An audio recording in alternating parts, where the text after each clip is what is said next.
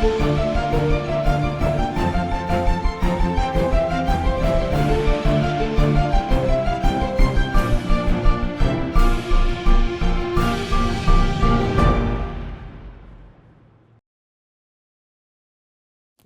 বিকাশের গতির এই বিশেষ আয়োজনে আপনাদের সকলকে স্বাগত জানাচ্ছি। আমরা আজকে কথা বলবো দ্য ইলেকট্রিসিটি অ্যাক্ট 2003, তার সঙ্গে রয়েছে রেগুলেটরি কমিশন, কিভাবে কাজ করছে ওনারা এবং কিভাবে দিক নির্দেশনা দিচ্ছেন সবটাই আমরা শুনবো। আমাদের আজকের এই বিশেষ আয়োজনে যিনি আমন্ত্রিত হয়ে এসেছেন, আমাদের সঙ্গে আছেন ত্রিপুরা ইলেকট্রিসিটি रेगुलेटरी कमीशनर माननीय चेयरमैन द हेमंत वर्मा। नमस्कार सर। चेयरमैन सर को हम बहुत बहुत स्वागत करते हैं आज की इस मुख्य कार्यक्रम पे। उनके साथ है हमारे आज के मेहमान আপনাদের সকলের পরিচিত আমাদের রাজ্যের একজন সঙ্গীত শিল্পী, পাশাপাশি উনি ত্রিপুরা ইলেকট্রিসিটি রেগুলেটরি অ্যাক্টের এবং এই কমিশনের সম্মানীয় সদস্য পুষ্পিতা চক্রবর্তী। নমস্কার ম্যাডাম, আপনাকে অনেক অনেক স্বাগত জানাই। খুব ভালো লাগছে আপনারা দুজন এসেছেন। প্রথমে আমরা একটু শুনতে চাইবো যে আমরা সত্যি যদি বলি, রাজ্য বিদ্যুৎ নিগম নিয়ে আমরা খুব পরিচিত, কিন্তু ত্রিপুরা ইলেকট্রিসিটি অ্যাক্ট 2003 আর যদি বলি তার সঙ্গে রেগুলেটরি কমিশন, এটা সম্পর্কে আমরা পরিচিত নই। একটু স্যারের কাছ থেকে আমরা জানতে চাইবো। স্যার, आपसे हम सुनना चाहेंगे, हमारे राज्य में त्रिपुरा विद्युत निगम से हम बहुत परिचित हैं, पर त्रिपुरा इलेक्ट्रिसिटी कमीशन, ये कमीशन भी एक होते हैं एक्ट जिसके बारे में यहाँ पे हम आलोचना लेकर आए हैं। 2003 का जो कमीशन है उसके बारे में हमें कुछ नहीं पता, थोड़ी जानकारी आपसे लेना चाहते हैं। त्रिपुरा इलेक्ट्रिसिटी रेगुलेटरी कमीशन, ये जो त्रिपुरा इलेक्ट्रिसिटी कमीशन है, जो इलेक्ट्रिसिटी एक्ट 2003 है उसके अंतर्गत ही बनाया गया है। उसी में ही प्रोविज़न था कि सारे राज्य जो हैं और केंद्र शासित प्रदेश हैं उनमें एक इंडिपेंडेंट रेगुलेटरी कमीशन हो, जो कि बिजली के कार्य क्षेत्र में जितने राज्यों के बिजली के कार्य क्षेत्र जो हैं उनका देखरेख करे, उनके लिए टैरिफ निर्धारित करे और कंज्यूमर्स और बिजली कंपनी का हितों का ध्यान रखे। अच्छा, तो इससे हम बहुत कुछ आपसे आज सुनेंगे, पर मैडम से पहले जान लेते हैं যে ম্যাডাম, আপনার কাছ থেকে একটু শুনতে চাইবো আসলে কি আমরা রাজ্যের বিদ্যুৎ নিগম নিয়ে আমরা যতটা পরিচিত, আমরা যেহেতু প্রত্যেকটা সময় আমরা বিদ্যুতের বিল দিয়ে থাকি, বিদ্যুৎ নিয়ে আমরা খুব সচেতন, কিন্তু পাশাপাশি যে একটা ইলেকট্রিসিটি অ্যাক্ট রয়েছে যেটা 2003-এর এবং পাশাপাশি যেটা রেগুলেটরি কমিশন রয়েছে, এটা সম্পর্কে একটু যদি আমাদের প্রেক্ষাপটটা একটু বলেন। আচ্ছা, আজকে আমরা যে আলোচনায় এসেছি, তুমি ভীষণ মানে একদম সঠিক কথা বলেছো যে আসলে রেগুলেটরি কমিশন যে ত্রিপুরায় রয়েছে সেটা সম্পর্কে কিন্তু অনেকেই জানেন না। হ্যাঁ, এবং আমি জয়েন করেছি গত জুলাই মাসে 11 তারিখে। তারপরে মানে আমারও বলতে গেলে যে অনেকটা জেনেছি যে এরকম একটা কমিশন অনেকদিন ধরে কমিশন আছে, কিন্তু বিদ্যুৎ নিয়ে আমরা সচেতন, বিদ্যুৎ বিল, বিদ্যুৎ চুরি, এগুলো স্মার্ট মিটার নিয়ে খুব আলোচনা, একদম, কিন্তু এই বিষয়টা সম্পর্কে আমরা জানি। তারপরে যে মানে একটা যে রেগুলেটরি কমিশন আছে, what are the functions of this commission, সেটা কিন্তু মানে সবার সত্যি জানা দরকার। এবং আজকে যে অনুষ্ঠানটা আমি সেটা আশা করব যে সবার ভীষণ ভালো লাগবে, এই কারণে অনেক অজানা মানে তথ্য উঠে আসবে। এবং আমাদের সঙ্গে আমাদের চেয়ারম্যান স্যারও রয়েছেন। এটা কি 2003-এই একটা শুরু হয়েছে? না, আমাদের 2003-এর যে অ্যাক্টটা সেটা হচ্ছে ইলেকট্রিসিটি অ্যাক্ট। আচ্ছা, আচ্ছা, এটার মানে আমি একদম ইয়ে থেকে আলোচনা করে আসছি। আমাদের যে ইন্ডিয়াতে প্রথম যখন এই ইলেকট্রিসিটি অ্যাক্ট যেটা হয়েছে, এটা ছিল ইন্ডিয়ান ইলেকট্রিসিটি অ্যাক্ট 1910। আচ্ছা, সেটা ছিল 1910-এ শুরু হয়েছিল। কেমন, এটা শুধু একটা বেসিক ফ্রেমওয়ার্ক দেওয়া যে কিভাবে ইলেকট্রিসিটিকে মানে এই ইয়েটাকে কিভাবে সবার মাঝখানে পৌঁছে দেওয়া, সেটা একটা বেসিক ফ্রেমওয়ার্ক দেওয়া ছিল সেটার মধ্যে। তারপরে এসছে ইলেকট্রিসিটি সাপ্লাই অ্যাক্ট, সেটা হচ্ছে 1948। আচ্ছা, সেটা এসছে। তারপরে এসছে যে এই যে আমাদের যে কমিশন, এই যে ইলেকট্রিসিটি রেগুলেটরি কমিশন, হ্যাঁ, কেমন, সেটা এসছে আমাদের 1998-এ। 1998-এ। এবার 1998-এর এই যে কমিশন অ্যাক্ট যেটা, সেটাতে বলা হয়েছে যে একটা সেন্ট্রাল কমিশন থাকবে। সেই সেন্ট্রাল কমিশন অনুযায়ী প্রত্যেকটা স্টেটে একটা করে রেগুলেটরি কমিশন এস্টাবলিশ হবে। প্রত্যেকটা স্টেটে কেমন, ওইটা হচ্ছে সিইআরসি, ওইটা হচ্ছে সেন্ট্রাল রেগুলেটরি কমিশন। সেন্ট্রাল টিইআরসি, হ্যাঁ, এটা হচ্ছে ত্রিপুরা ইলেকট্রিসিটি রেগুলেটরি কমিশন। সেই অনুযায়ী আমাদের স্টেটে 31 মে 2004-এ শুরু হয়েছে এই মানে কমিশন 2004 হ্যাঁ 31 মেতে শুরু হয়েছে কমিশন। এবার সেই কমিশন তখন থেকে কাজ করতে শুরু করেছে। আর যেটা আমরা আজকে আমাদের আলোচনার মুখ্য বিষয় যেটা, সেটা হচ্ছে ইলেকট্রিসিটি অ্যাক্ট 2003, যে কথাটা বলছিলাম। ওই 3টে অ্যাক্ট ছিল, কিন্তু ওটার মধ্যে কোনো না কোনো ল্যাকুনা ছিল, যার জন্য এইবারে 2003-এ একদম সম্পূর্ণভাবে সব কিছু যা যা ছিল আমাদের এখানে, ট্রান্সফরমেশন, তারপর ট্রেডিং, তারপরে ট্রান্সমিশন, সমস্ত কিছু নিয়ে এবার 2003-এ যে একটা হয়েছে সেটাই হচ্ছে, এটাকে একটা পূর্ণাঙ্গ অ্যাক্ট বলা যেতে পারে, মানে ইলেকট্রিসিটি একটা পূর্ণাঙ্গভাবে সম্পূর্ণভাবে এটা তৈরি 2003 হয়েছে। সেটা। তো এই অনুযায়ী এখন সমস্ত বিদ্যুতের যত কিছু আছে এই অ্যাক্ট অনুযায়ী চলছে। এমনকি আমাদের যে কমিশন, রেগুলেটরি কমিশন, তার যে বিভিন্ন কাজের যে বিভিন্ন প্রভিশন এখানে দেওয়া আছে। এবার মানে আমরা কমিশন সম্পর্কে শুনবো আর কি। একদম। তো পাশাপাশি তার সাথে যে রেগুলেটরি কমিশনটাও কিন্তু রয়েছে, তো কমিশনটা কিভাবে কাজ করছে এটা যদি একটু বলেন। আচ্ছা, এবার কমিশন হচ্ছে, যেহেতু এটা রেগুলেটরি কমিশন, কেমন কমিশনের অনেকগুলো নিজস্ব কাজ, বিভিন্ন ফিজ, তারপরে কালেকশন অফ ফিজ বিভিন্ন, তারপরে মেইনলি যেটা হচ্ছে ট্যারিফ সম্পর্কে স্যার নিশ্চয়ই বলবেন। হ্যাঁ, ট্যারিফ কিছুদিনের মধ্যেই আমাদের ট্যারিফ বের হবে আবারও। তো এই ট্যারিফটা হচ্ছে আমাদের একটা মোস্ট ইম্পর্টেন্ট, এবং আমি জানি যে এই ট্যারিফ সম্পর্কে যারা এই মানে বিদ্যুৎ নিয়ে বিভিন্ন গবেষণা করেন বা বিভিন্ন কাজ করে বিভিন্ন এজেন্সি, ওরা ট্যারিফ সম্পর্কে যথেষ্ট সচেতন থাকে, কারণ এটার উপরেই নির্ভর করছে কি বিদ্যুৎ বিল বাড়ছে কি বাড়ছে না, কি হ্যাঁ মাসুল কতটা বাড়ছে কি হচ্ছে। তো এখন স্যার সেটা স্যারের কাছ থেকে তাহলে শুনি। স্যার, पहले तो मैं दर्शक से यही बोलना चाहूंगी कि हमारे साथ है त्रिपुरा इलेक्ट्रिसिटी रेगुलेटरी कमीशन के माननीय चेयरमैन हेमंत वर्मा सर। बहुत ही सौभाग्य है आप हमारे बीच हैं। इतना सर हमें नहीं पता, कमीशन के बारे में भी नहीं पता, एक्ट के बारे में भी नहीं, आज पता चला थोड़ी बहुत मैडम के द्वारा, आपके द्वारा।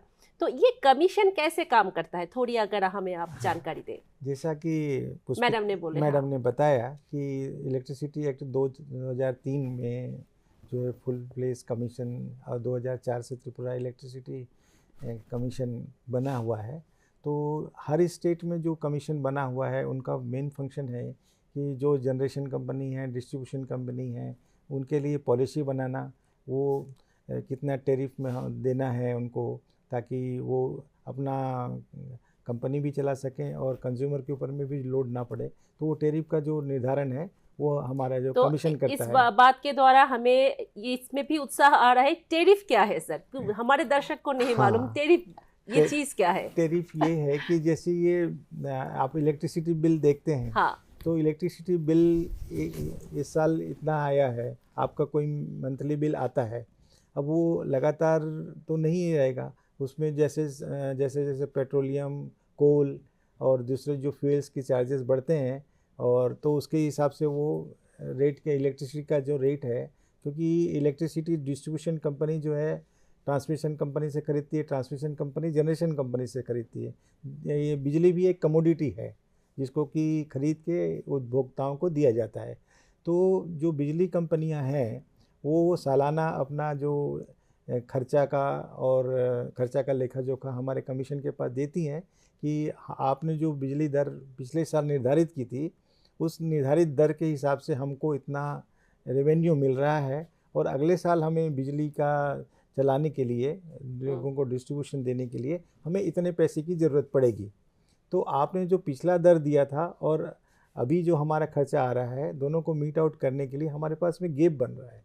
सपोज़ इस अभी जो टैरिफ पिछला चल रहा है उसके हिसाब से मुझे 400 करोड़ करीब मुझे, आप लोग ही बजट जो बनाते हैं कितना खर्चा आएगा? हाँ, वो लोग हमें बजट देते हैं कि मुझे इतने रिक्वायरमेंट है, हम उनको देख के हम लोग निर्धारित करते हैं कि वाकई में उनको उतनी ज़रूरत है कि नहीं है, क्योंकि वो अपना बजट लेखा जोखा देते हैं, उसमें ये बताते हैं कि हमारे को जो गैप मिला है उसके हिसाब से इतना बिजली का दर बढ़ा दीजिए।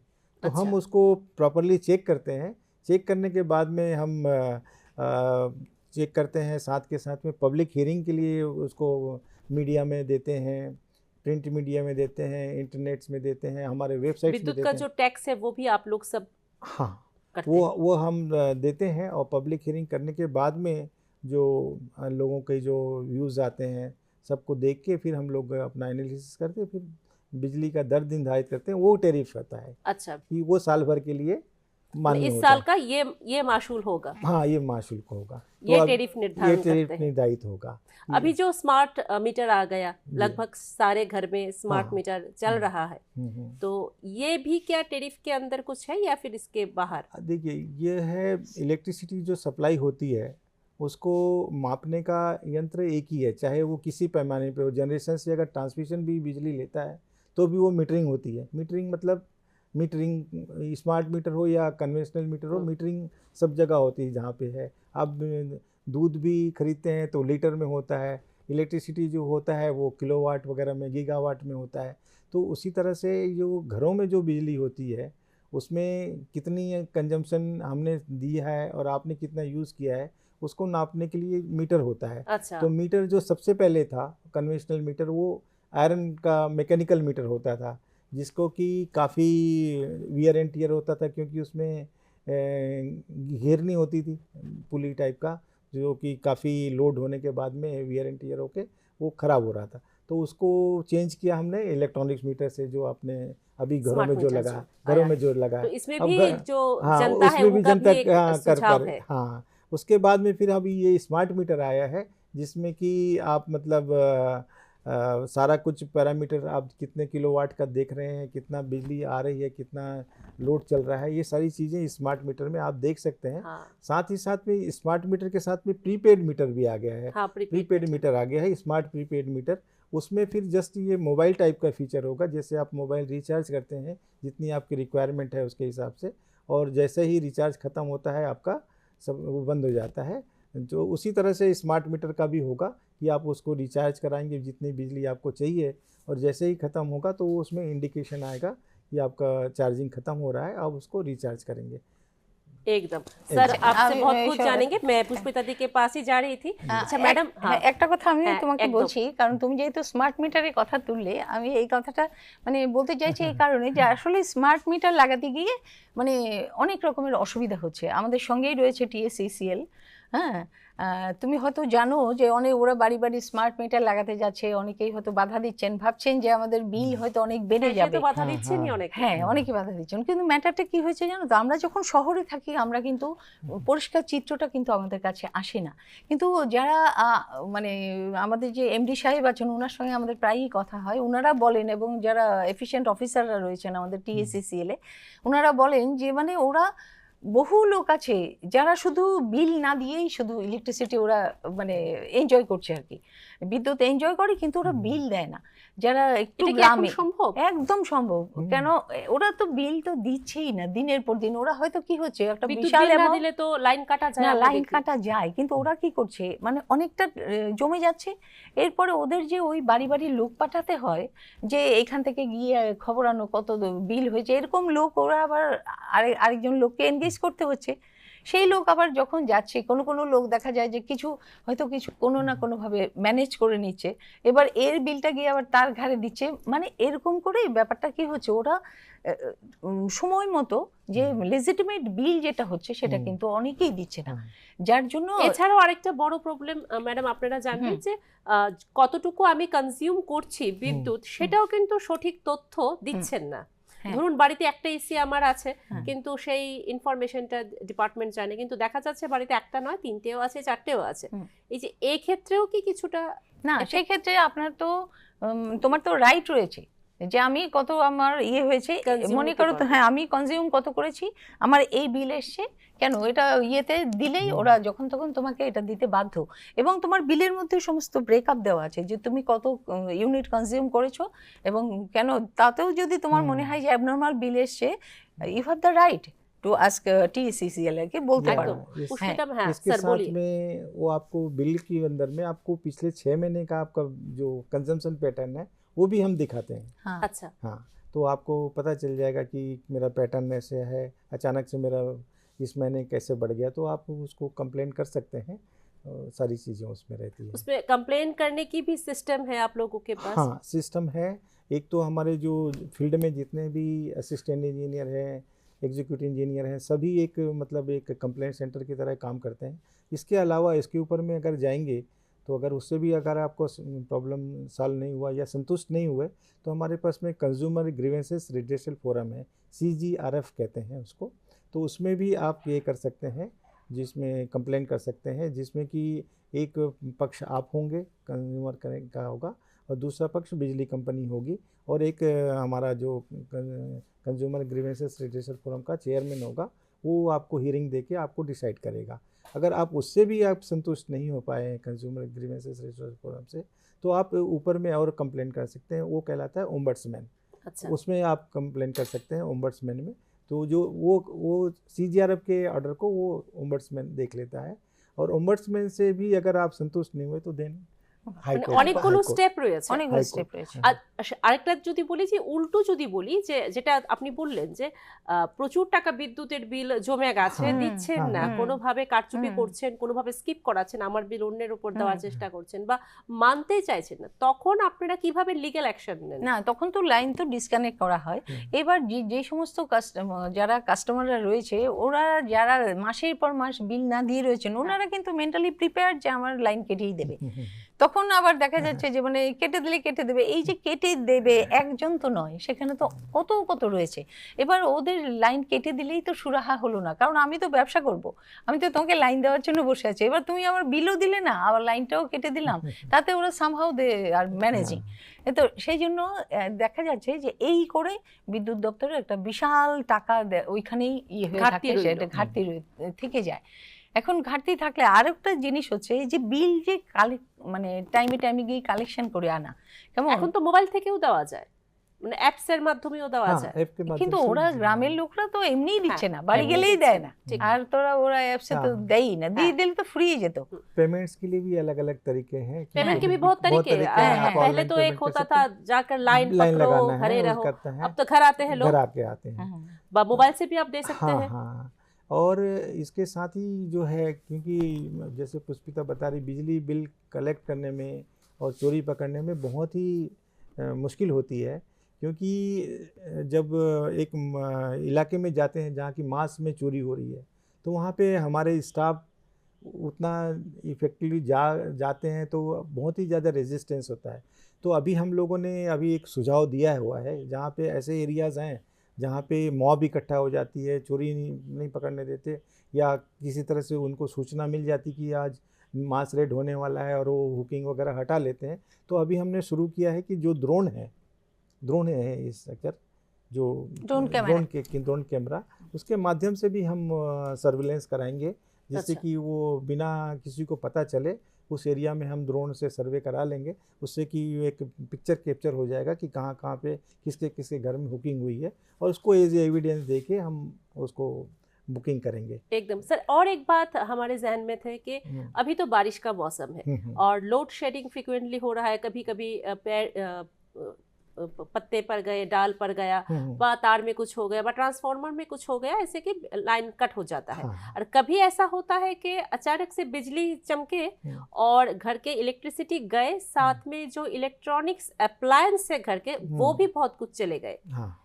इसमें जो ग्राहक की नुकसान होती है, उनके घर के टीवी, फ्रिज या फिर वोल्टेज जो अप डाउन हो रहा है, वो बिजली की चमकने से या फिर अचानक से इफेक्ट हो गया, इसमें क्या विद्युत दफ्तर या फिर आप लोगों का ये कमीशन कुछ क्या एक्ट करते हैं? हाँ, उसमें अगर आप कंप्लेन करेंगे तो हम देखते हैं कि जो नुकसान हुआ है उसके लिए रिस्पॉन्सिबल कौन है, किस तरह से सर्कमस्टांसेस क्या थी।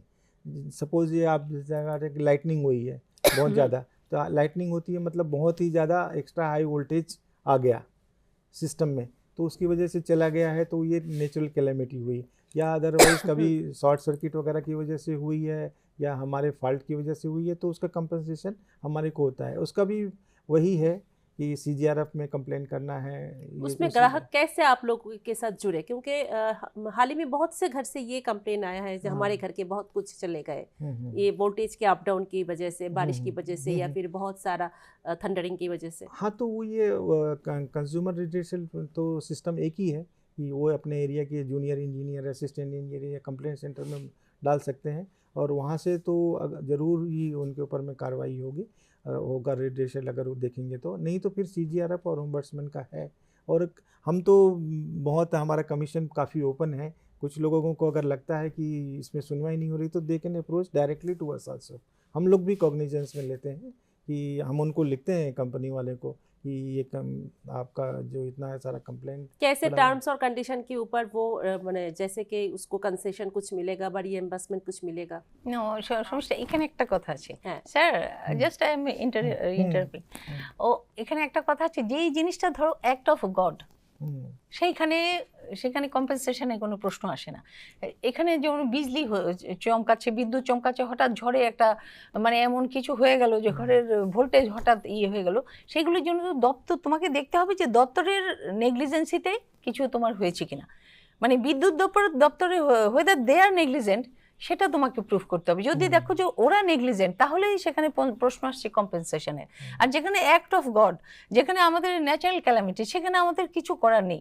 রাদার এই যে আমাদের বড় বন্যাগুলো গেল, সেখানে তুমি বললে বিশ্বাস করবে না, কিনা, এটা অনেক সময় তো এরকমও হয় যে ভোল্টেজটা আপ ডাউন করছে হ্যাঁ উইদাউট কোনো রিজন ছাড়া, হ্যাঁ হাই ভোল্টেজ, তখন কি মানে কি করে বুঝবে? वोल्टेज फ्लक्चुएशन का कंप्लेंट आप कर হ্যাঁ सकते हैं। ভোল্টেজের জন্য তুমি করতে পারো। যদি দেখো যেটা শুধু শুধু মানে আপ ডাউন করছে, কি করে কাস্টমার কি করে বা কনজিউমার কি করে প্রুফ দেবে? সেটা তো তোমাকে প্রথমে জানাতে হবে যে হ্যাঁ। আমার এখানে এরকম voltage, high voltage, high voltage, এবার এবার শুধু একটা বাড়ি না কয়েকটা বাড়ি এরকম ঘটনা হতে পারে। হ্যাঁ ঘটনা হবে, তখন তুমি দেবে একটা ওই TCCL এ জানাতে পারো, অথবা আমাদেরকে জানাতে পারো, আমরা ওদেরকে ফরওয়ার্ড করে দেবো আর কি, ওনারাই ইনভেস্টিগেট করবে। যদি দেখে যে এটা কোনো দপ্তরের কোনো ইয়ের জন্য সেটা গাফিলতি হয়েছে, রয়েছে। গাফিলতি রয়েছে, আর তখনই সেটা দপ্তর চিন্তা করবে কম্পেনসেট করা। আদারওয়াইজ তো আচ্ছা, আর যে ন্যাচারাল ক্যালামিটি হয় তাহলে তো এমনিতেও কিছু পাবে হবে না। আচ্ছা, হ্যাঁ না আসলে কি এটাও জানা দরকার হ্যাঁ লোকেদের। ন্যাচারাল ক্যালামিটি হলে কোনো রকমই কোনো, এই যেমন ভূমিকম্প হয়, কে হ্যাঁ। তোমাকে কম্পেনসেট করবে? কেউ না। মানে সেগুলো হচ্ছে ন্যাচারাল ক্যালামিটি, এগুলো তো অ্যাক্ট অফ গড এগুলো। अच्छा, जहाँ तक आपने वो सप्लाई की बात करी, तो जो सप्लाई है, जो हमारा जो भारत देश है, उसमें अलग अलग जो स्टेट हैं सभी अपने अपने यूनिक हैं। कोई प्लेन है, कोई हिली है, कोई अलग अलग टेरेन में बना हुआ है, तो सब जगह के चैलेंजेस अलग अलग हैं। जैसे मैं तो पहले दिल्ली में था, दिल्ली से मैं छत्तीसगढ़ आया, छत्तीसगढ़ से अब त्रिपुरा आया हूँ। क्या डिफरेंस आपको लगा? हाँ, वही मैं बता रहा हूँ। तो सब जगह की जो कंज्यूमर बेस है वो अलग होती है, जो टोपोग्राफी अलग है और सोशियो इकोनॉमिक अलग है। जो हम चोरी की डिस्कस कर रहे थे, तो दिल्ली में चोरी कम है, छत्तीसगढ़ में उससे ज़्यादा है, उससे और त्रिपुरा में और भी हैं। और लोगों की क्या है, सोशियो इकोनॉमिक की वजह से पेइंग कैपेसिटी भी नहीं है। सपोज़ आप बिजली चोरी के लिए आप काटने चले जाओ, तो काट तो आप दोगे, लेकिन वो फिर आपको रिकवरी पेमेंट नहीं होगी, और काट दोगे और वो तो अपने हुकिंग करके आप चला लेगा, तो आपको डबल नुकसान हुआ। या तो आपने काट दिया, काटने के लिए भी जो रिसोर्सेज कस्टमर भी चला गया और वो भी कस्टमर भी चला गया लाइन से, हमारे कस्टमर बेस से, और वो चोरी बढ़ गई। तो हम ये कोशिश करते हैं कि उसको समझाते हैं कि आप चोरी करना मत करो, और धीरे धीरे करके इंस्टॉलमेंट में पे करो, ये तो करो पे, है ना। और जहाँ तक वो रख रखाव की बात है, तो जैसा मैं बताया कि यहाँ पर तो साइक्लोन इतना हाई स्पीड आया हुआ है, तो हाई स्पीड आया है तो बहुत ही ज़्यादा सिस्टम में इफ़ेक्ट होता है। और कई बार क्या है, जैसे आंधी तूफान आता है तो प्रिकॉशनरी हम लोग एडवाइजरी बंद कर देते हैं, क्योंकि क्या हुआ कि सडनली तूफान आया और तार टूट गया और पानी में गिर गया, तो इलेक्ट्रिक्यूशन होना ही होना है।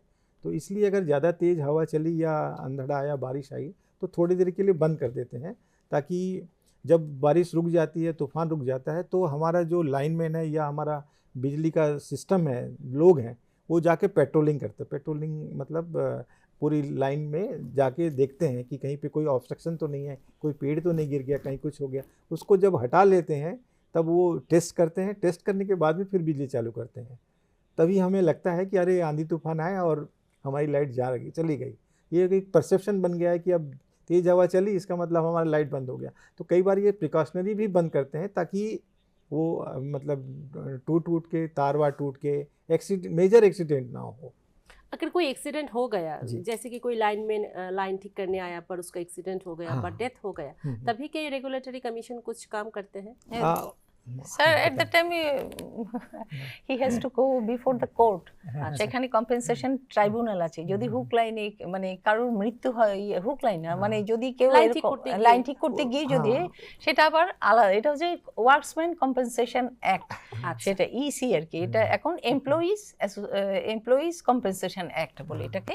সেটা তাহলে ডাইরেক্ট কোর্টে গিয়ে করতে হবে। যেমন আমরা মোটর অ্যাক্সিডেন্ট ক্লেমস ট্রাইব্যুনাল আছে, হ্যাঁ, সেখানে আমরা যেমন গাড়ি সংক্রান্ত কেউ যদি গাড়িতে ব্যথা পায়, গাড়ি ধাক্কা খেয়ে মরে যায়, বা সামহাউ ভেহিকল ইজ ইনভলভ, সেই জন্য রয়েছে মোটর অ্যাক্সিডেন্ট ক্লেমস ট্রাইব্যুনাল। এবং এই ক্ষেত্রে যদি কেউ মনে করো যে এরকম তার পড়ে আছে, বিদ্যুৎ দপ্তরের গাফিলতিতে তার পড়ে আছে, হঠাৎ মারা গেল, আমরা যেমন দেখি যে ওই উপরে উঠেছে ইয়ে ঠিক করতে, যেমন কন্ট্রাক্টর কাজ করা, হ্যাঁ, কন্ট্রাক্টর কাজ করাচ্ছে, কর্মী কাজ করছে তার ইয়েতে আন্ডারে, তো দেখা যাচ্ছে হঠাৎ করে বিদ্যুৎ স্পৃষ্ট হয়ে মারা গেল, তার জন্য কিন্তু একদম সরাসরি কোর্টেই রয়েছে। তখন আর এখানে কিছু না, করতে হবে না, এমপ্লয়িজ সরাসরি অ্যাসোসিয়েশনের কোর্টের মাধ্যমে হ্যাঁ যেটা হওয়ার হবে। হবে, একদম। আমাদের জানাতে পারে, তাহলে আমরা হয়তো ব্যাপারটাকে আরো একটু ইজি করে দিতে পারি। আরেকটা বিষয় আমরা আপনাদের দুজনের কাছ থেকেই শুনবো যে বিদ্যুৎ যেরকম বিদ্যুতের বিল বাড়ছে, বিদ্যুৎ চুরি হচ্ছে, পাশাপাশি কিন্তু पीएम सूर्य घर এসে গেছে। पीएम सूर्य घर जो है ये एक बड़ा प्रोजेक्ट है। अभी तो बहुत से घर के ऊपर ही पीएम सूर्य का जो प्लेट लगा हुआ है हम देख रहे हैं, तो इसके आप लोगों के एक्ट के अंदर इसका भी कुछ जिक्र है? ये पीएम सूर्य घर मुफ्त बिजली योजना है, वो सेंट्रल गवर्नमेंट की स्कीम है जो बनाई गई है। इसके अंतर्गत में जो घरेलू उपभोक्ता है वो अपने, अगर उसका छत अवेलेबल है और तो छत के ऊपर में 1 किलोवाट, 2 किलोवाट, 3 किलोवाट और जितनी उसकी रिक्वायरमेंट है वो अपना जो है वो एक सोलर पैनल के थ्रू सोलर एनर्जी लगा सकता है। तो ये उसमें अगर 1 किलोवाट का लगाता है तो 30,000 का उसको सब्सिडी मिलती है, 2 किलोवाट का लगाता है तो 60,000 की सब्सिडी मिलती है, और 3 किलोवाट और एबव लगाएगा तो 85,000 का करीब उसको सब्सिडी मिलती है। और इसको लगाने से के फ़ायदा ये है कि आप जो है घर के छत का उपयोग कर रहे हैं, अपनी बिजली बना रहे हैं, और करीब करीब जितनी अगर बिजली आपकी खपत हुई वो ठीक है, नहीं तो नेट मीटरिंग के थ्रू वो हमारे को ग्रिड सेल में भी कर सेल भी कर सकते हैं। तो इस तरह से ये P2P हम कहते हैं, पब्लिक टू पार्टनरशिप।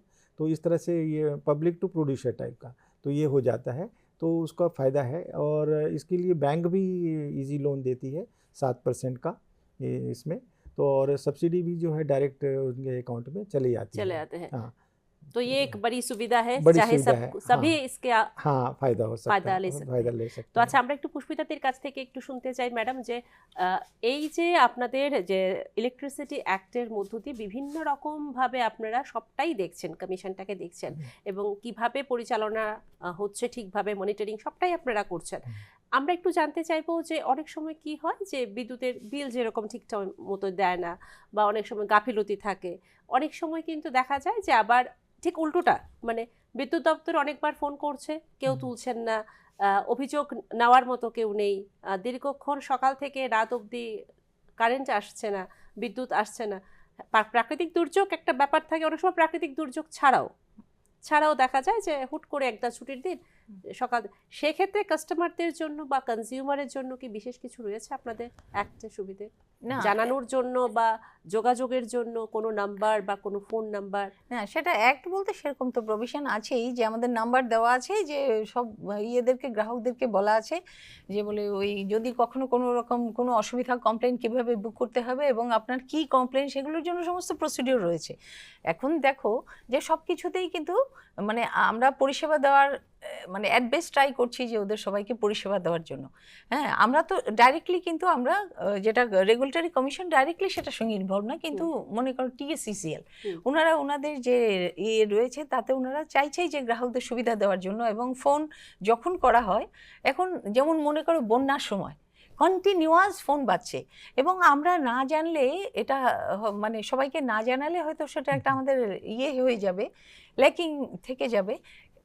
বন্যার সময় ওনারা যেভাবে রাত দিন আমাদের যে ইলেকট্রিক সাপ্লাই সেটা এমনই, এটা কিন্তু শুধু দিনে শেষ হয়ে যায় না, হুম। এটা রাত থেকে মানে একদম সারা দিন রাত 24 24 ঘন্টা ওই হুম। ওদেরকে সতর্ক থাকতে হয়, কার কোথা দিয়ে লাইন চলে গেল, কার কোথা দিয়ে অসুবিধা হলো। হুম। সেই জন্য কিন্তু ওনারা 24 ঘন্টা তৎপর রয়েছেন।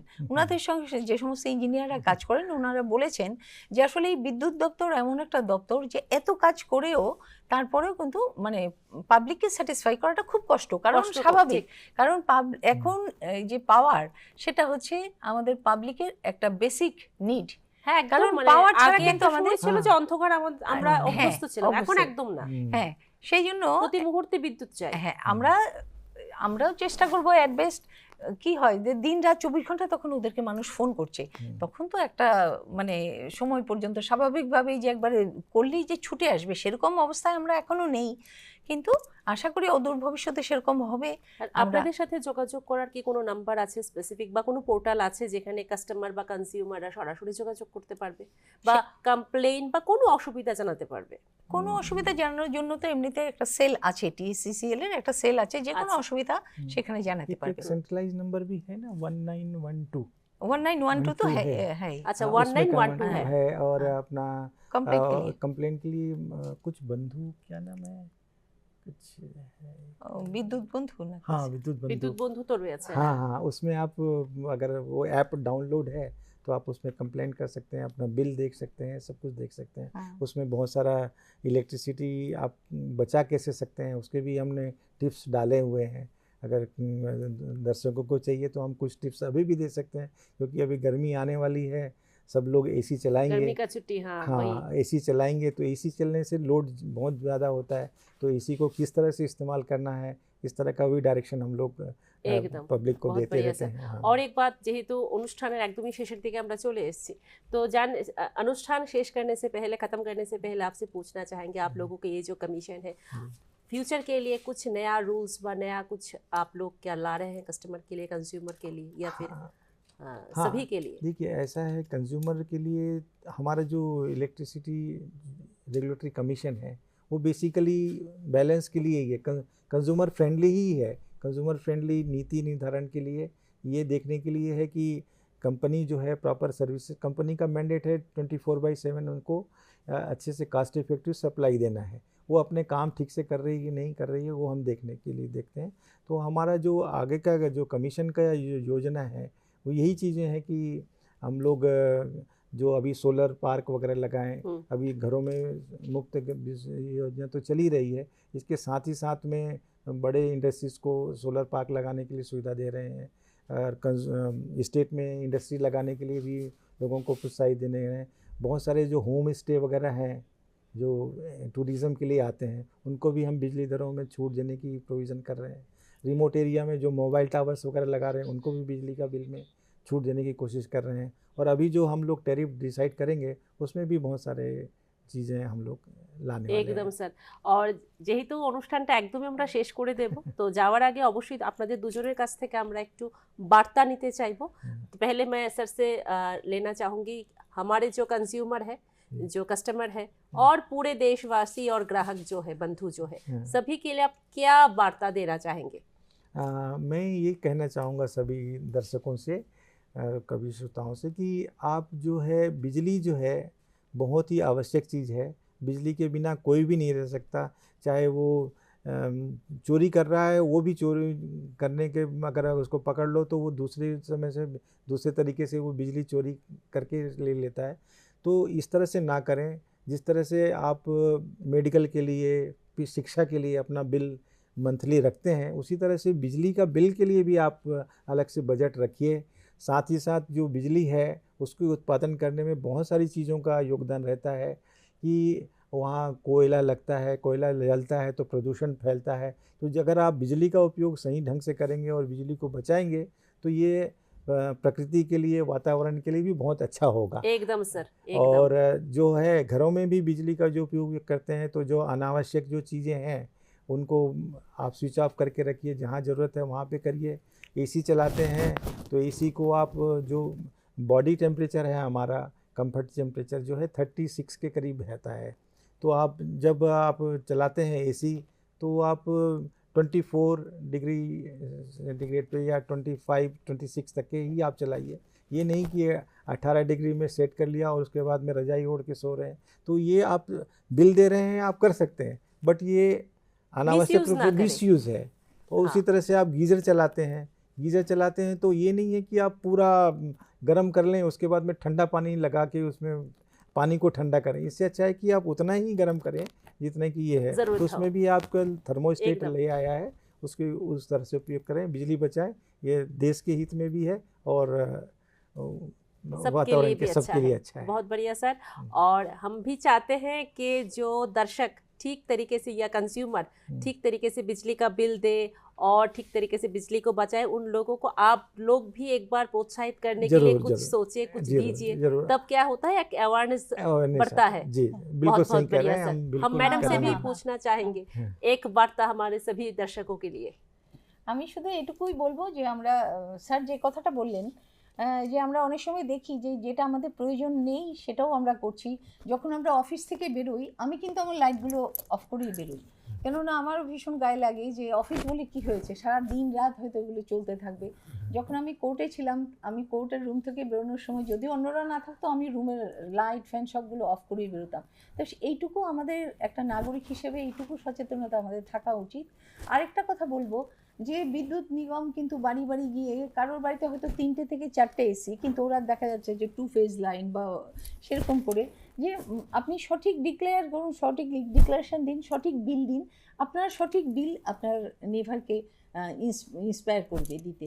তো আমি সেটুকুই বলবো যে আমরা যেমন চাই যে আমাদের একদম একদম ঠিকঠাক থাকুক, সেইভাবে আমাদের নাগরিক হিসেবে আমাদের যেটুকু ডিউটি সেটা যদি আমরা করি তাহলে হয়তো আমার জন্য অন্য কেউ সাফার করবে না। একদম বহুত বহুত বড়িয়া। নমস্কার স্যার, নমস্কার। আপনাকে অনেক অনেক ধন্যবাদ, আপনি এতটা মূল্যবান সময় দিলেন। আর ম্যাডাম আপনাকে অনেক অনেক ধন্যবাদ জানাই। আর দর্শক বন্ধুরা, আপনারা তো শুনলেন, এতক্ষণ আমরা ইলেকট্রিক রেগুলেটরি কমিশন নিয়ে আমরা আপনাদের জানালাম এবং বিদ্যুতের চুরি অপচয় সবটাই আপনারা শুনেছেন। সবার শেষ এটাই বলবো যে বিদ্যুৎ আমরা সাশ্রয় করব, অপচয় করব না, আর যতটুকু আমাদের প্রয়োজন ততটুকুই আমরা ব্যবহার করব। আর অবশ্যই যদি কোনো সমস্যা হয়, যদি কোনো ঘাটতি হয়, যদি কোনো দুর্ঘটনা হয়, অবশ্যই আমরা বিদ্যুৎ দপ্তরের সঙ্গে যোগাযোগ করব। বিদ্যুৎ বন্ধু অ্যাপ রয়েছে, পাশাপাশি রেগুলেটরি কমিশন রয়েছে, তাদের সাথেও আমরা যোগাযোগ করতে পারি। সবাই ভালো থাকুন, সুস্থ থাকুন আর বিদ্যুৎকে সাশ্রয় করুন। আবারও দেখা হচ্ছে।